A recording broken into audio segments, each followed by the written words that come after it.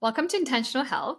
Today, we're going to be talking about how to exercise without working out because life can get pretty busy, and that shouldn't stop us from reaping all the health benefits that come from physical activity. I know we're all told that we should have a gym membership, we should all be going to the gym or running for several miles a day to be healthy. And we often feel like if we're not doing that, we're not really exercising and we're not getting the health benefit from it. But science has something else to say. A recent study that was published in Nature Medicine looked at 25,000 people in the UK. And what they found was that people who engage in 1 to 2 minutes of burst exercise 3 times a day, things like speed walking, trying to catch the train, or going up a flight of stairs, just 3 times a day, showed that they had nearly 50% less cardiovascular risk of dying, and 40% less risk of dying from any cause, especially cancer. So, just a couple of minutes of these spurts of exercise throughout our day can make a huge difference and still give you all the benefits that you need. So, let's talk about some of the practical ways that we incorporate physical activity into our daily routine. Okay, so that study makes me feel a lot better about the fact that I have not been able to go to the gym as much as I want to. Because the way I tackle movement in my day to day life is to do it in spurts, actually. That's sort of intuitively what I decided worked better for me than the promise of going to the gym. That didn't happen. So, what I do is and I've mentioned this before, I lay my yoga mat out in front of my desk so that I have to physically walk over it to leave my office. And that actually is a reminder so that I can do some movement, do some yoga whenever I have a break or take a break. I actually do schedule those breaks to make sure that I get some movement. So one of those breaks is to do a 10-minute yoga routine. The other break that I have is either post lunch or post like early dinner is to take my dog for a walk. And on that walk, I make sure that it's not just leisurely, that I get 2 to 5 minutes of a power walk in there. It gets my dog some exercise in, gets me to get some exercise in. And that's the minimum that I do.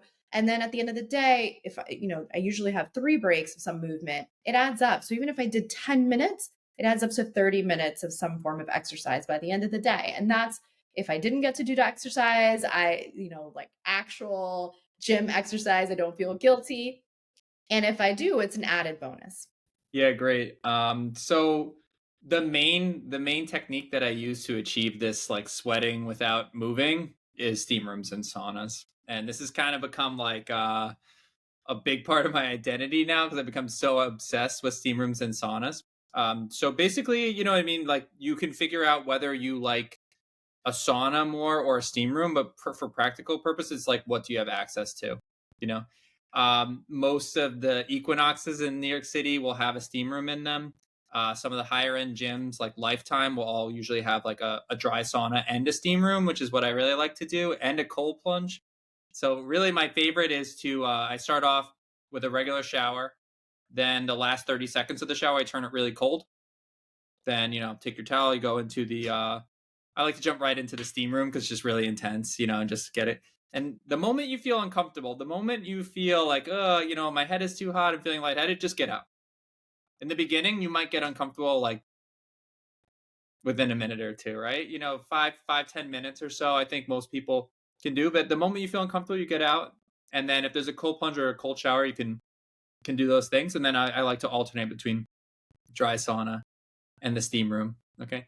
Uh, you can do this at home. It sounds crazy, but you can buy like an infrared home sauna. And I've had one for a long time and it's actually amazing. You look really silly. It's like a felt chamber that you sit inside of. So it's an insulated box.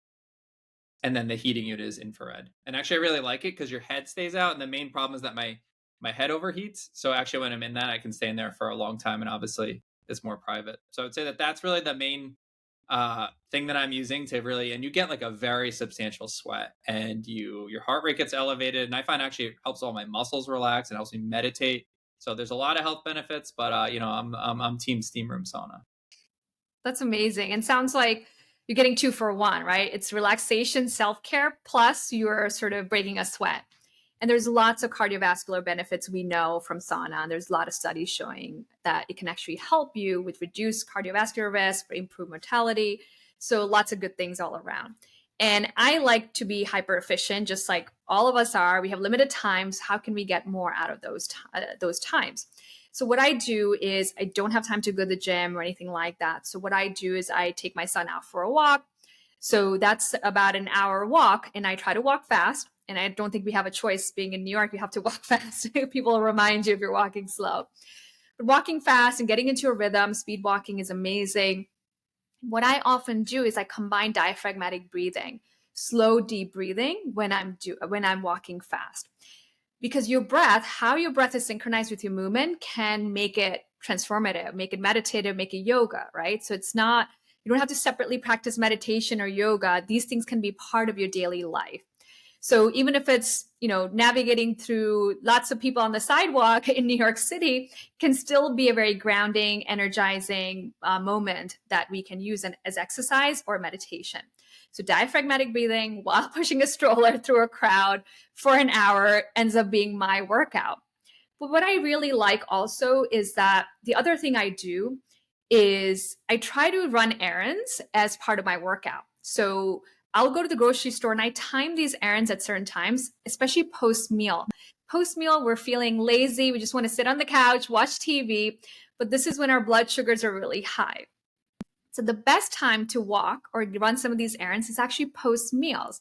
So what I'll often do is after lunch on the weekends or after dinner, I'll often go grocery shopping or pick up dry cleaning or run any errands that you want. What that helps me do is actually digest my food better, gets me going. Even if it's 5 minutes, it makes a huge difference. So timing your exercise and your physical activity post meal can give you double the benefit. So it's all about being smart, working smartly, not necessarily harder, because we all have limited time. So I hope we shared some great tips for you that you can use starting day one and make exercise just part of your day to day without having to feel guilty about not going to the gym. So be well and stay active.